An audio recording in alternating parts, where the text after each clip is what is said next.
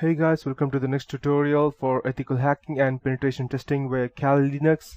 So before I proceed today, what I would be teaching is footprinting and reconnaissance. So before I go ahead deep into what it exactly is, before I go ahead more into letting you know how we can go ahead and use Kali Linux for penetration testing or hacking into some random stuff, I'll teach you how we need to first go ahead with that. So there are a few layers of hacking that you need to know before you can go ahead and hack into any kind of stuff. Let's say it may be a PC or laptop or cell phone PDA or in any company's server or anything. So there are a layer of things that you need to know. You need to follow these specific protocols before you can get into deep hacking. So today I would be teaching you, and as you can see over here that we have lots of stuff over here. When you check Kali Linux, we have n number of security tools. So you might be wondering what is information gathering, vulnerability analysis, web application password attacks, and many more. So I would first go ahead and teach you the different layers of ethical hacking today. So let's open the web browser and go ahead and check. I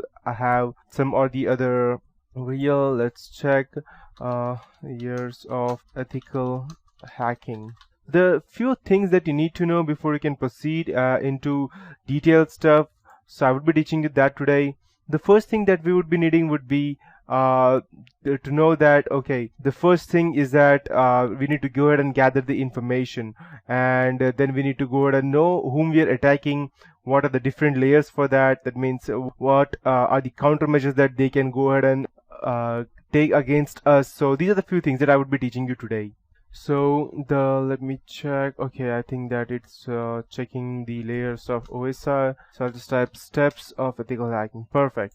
Okay. So these are the things which we'll go through once we go in detail related to ethical hacking. The first that we would be looking today would be the footprinting, WHOIS, NSLOOKUP search engines and social networking sites. After that, scanning and enumeration, that are computer ports, which ports are open, which ports are not, and what would be the application services. Then trojans and backdoors, viruses, and then finally the hacking and exploitation. That would be the buffer overflow, spoofing, or different types of attacks, which includes even DDoS, which is not over here as of now. But yeah, these are things I would be teaching you. So let's take a first look at footprinting. So I'll just go ahead and show you. Let's go ahead and take a look at what are the footprinting tools we have, and after that I will explain it to you what is footprinting. So let's check.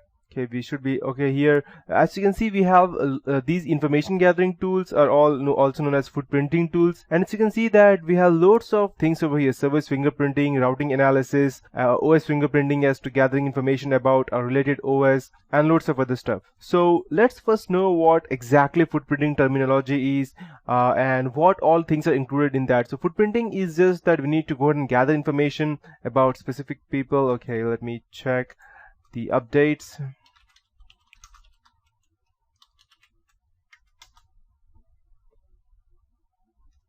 By the time it gets updated, let's go ahead and start with the footprinting terminology.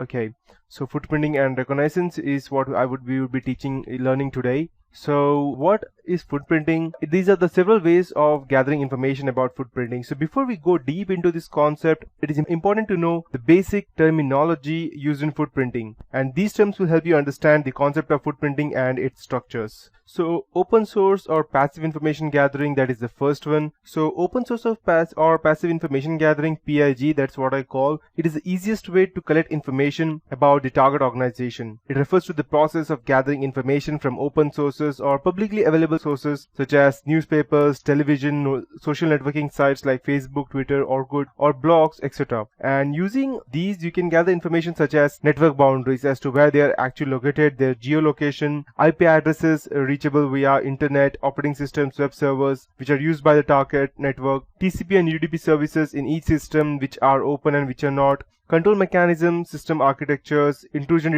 detection systems, and many more. So that is what is included in open source and passive information. After that, we have active information gathering. So in active information gathering, process attackers mainly focus on the employees of the target organization. Attackers try to extract information from the employees by conducting social engineering on site visits or interviews or questionnaires, something similar to that. After that, we have anonymous footprinting. This refers to the process of collecting information from sources anonymously so that your efforts cannot be traced. And at this point of time, people normally use Tor browsers, which are mostly famous in anonymous web browsing. So yeah, and after that we have pseudo-anonymous footprinting, and these refers to the process of collecting information from the sources that have been published on internet, but it is not directly linked to the author's name. This information may be published under a different name, or the author may have a well-established pen name, we can say, means a random pseudonym, or the author may also be a corporate or government official, and he may be prohibited from posting under his or her original name. So irrespective of the reason for finding the author's name, collecting information from such sources are called as pseudo-anonymous. So after that we have lots of other types of information gathering, which are organizational or private footprinting or internet footprinting. So in footprinting, we normally collect the basic information about the target network, determine the operating systems used, platforms running, web servers. Then we perform the WHOIS or DNS network and organizational queries. And finally, we find the vulnerabilities and exploits for launching these attacks. So you might be wondering that how Facebook is very useful in that. So I could have also, and you might also be wondering that why only Facebook? Why not, let's say, we have Twitter as well over here, then why not Twitter, or why not Orkut? The reason being that Facebook is the most popular and people don't hesitate to give out information on Facebook. Let's say, for example, and even if they don't want to give out information, they may just simply give out without even them knowing that. Let's say, for example, you want to search a person on Facebook and you have find out his name, and if you want to go ahead and access his, let's say, for example, Facebook profile, you want to hack into that, and when you go ahead and let's say you click forgot the password option, and then it will ask you what is the date of birth of the person. And just one example, because that is a normal question that people keep. So you want to know the date of birth of that person. So what you would do, you would go ahead and search into his profile, and you may not able to get that. So, or you may call and you may do social engineering to get his date of birth or something like that. But there is another way. Even if you do social engineering stuff like by calling them, there's still a way that they can trace you out by looking up at the phone number, until unless you have not created a fake account and you have created a fake cell phone number as well. But that is getting into deep stuff, and it may also have different expenditures as to getting a phone, getting a cell phone, getting a SIM card, and then creating fake IDs to get this fake SIM card. So instead of doing that, why not go ahead and use some just social engineering techniques such as just guessing and gathering information.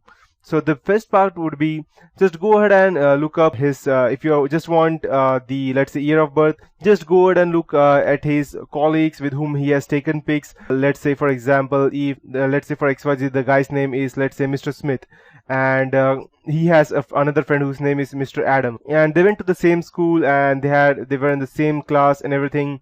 So it's probably that he might be, let's say for example, Mr. Adams' age is 1989. So the Mr. Smith's age would probably be 1988 or 89 or 90. He won't be much bigger or lesser than that. So you can just go ahead and try all these options out, and you can get at the date of birth. So now you know how you can go ahead and gather such information just by looking at someone's Facebook profile. You don't even want to know who his friends are. Just by looking at his photos that he have uploaded, you can get a loads of information. So in security research, Facebook is called as a treasure trove of personally identifiable information. A report by Imperva revealed that users' general information can often include date of birth, home addresses, and sometimes even the mother's maiden name, allowing hackers to access this and other websites and applications created by targeting spear phishing campaigns. In detail, a concept called friend mapping is also there, when an attacker can get further knowledge of a user's friend circle, having access their account and posing as a trusted friend. They may even cause some mayhem or damage, and this can include transfer of funds and even extortion. So when asked why Facebook is so important to hackers, then the Imperva security senior strategist Noah Barsioff said that people also add work friends on Facebook. So a team leader, let's say for example, can be identified, and this can lead to a corporate data being accessed.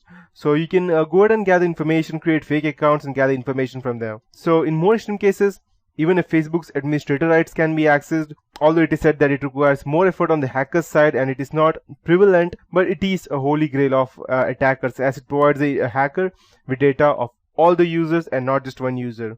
So on protection, it is set out to rule that you need to go ahead and only access the website when you are using the SSL security across the whole website, but that's also not that effective because people can also do man-in-the-middle attacks and they can also strip the SSL layer off. So nowadays everything is possible. So these are the ways as to how we can go ahead and get into footprinting. Now the next question that you would be asking is why footprinting. So I'll get deeper into that, but that would be it for this tutorial. In the next tutorial, I'll be getting into much more information about the ethical hacking and why it is considered as illegal hacking, and I'll help you more understand about the footprinting tools, their threats, and their countermeasures.